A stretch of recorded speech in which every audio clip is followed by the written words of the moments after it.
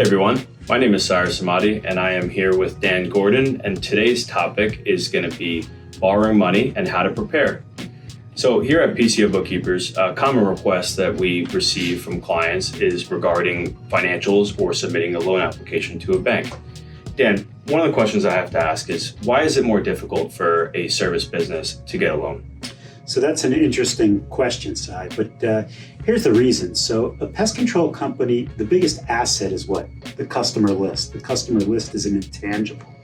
Banks like to be able to attach things. They like to be able to put a lien on things. So if you have a building, they can take the building. If you have a vehicle, they can take the vehicle. If they attach and file a UCC on a customer list, what do they have? And if you're going to default on the loan, more likely than not, your business is probably in bad shape anyway, so there's not much value in it. So it becomes much more difficult to do asset-based lending on a pest control company than, say, a manufacturing company. That's not to say that you can't get a loan. It's just a little more difficult. Gotcha. Well, so let's say I'm a pest control company and I'm going to a bank and I'm looking to apply for a loan. What does a typical loan package look like? Yeah, so as far as what are they going to ask you, they'll probably ask why you're applying for the loan and who you are and how you fit into the business and what your experience is, just to get a feel for the principles in the business by itself. But what you're going to provide is probably a personal net worth statement. Most loans you are going to co-sign for. It takes a long time until you can get a loan without co-signing, and you have to have really stellar credit and stellar track record.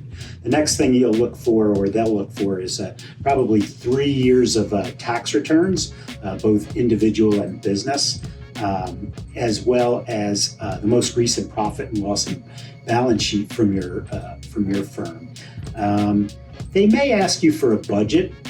Again, a budget is pretty good because it kind of shows that you're, how logically you think. But sometimes budgets work and sometimes they don't, right? So, but they'll ask for that, and also they'll ask for your most current accounts receivable run, right? Because one of the things that I said before is there's not much to attach. Well, one of the things that they can attach are your accounts receivable. Let's say we submit this package.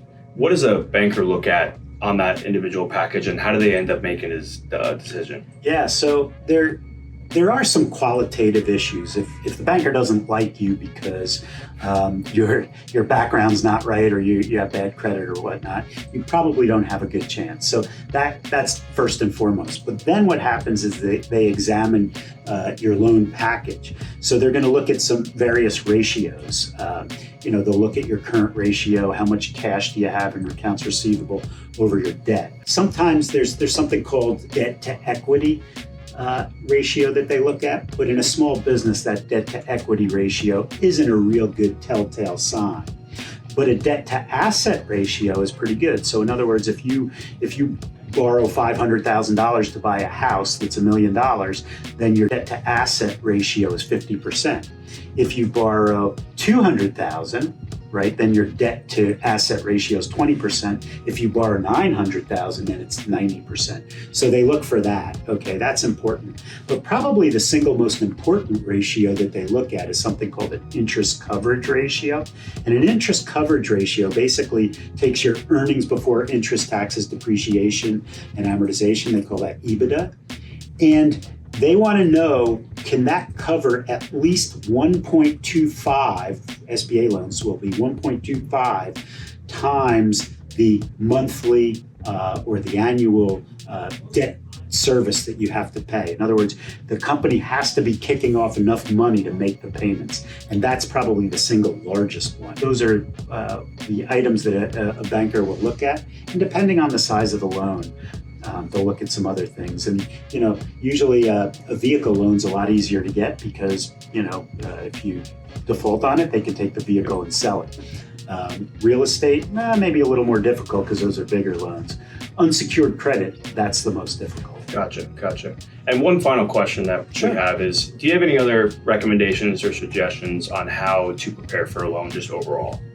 Yeah, as I said, make sure that you're organized. make sure that your financials are in good order.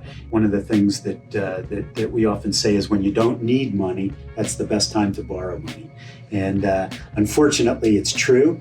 But so it's important to develop a good relationship with your banker, before you need the money. Awesome. Well, thank you very much. Thanks.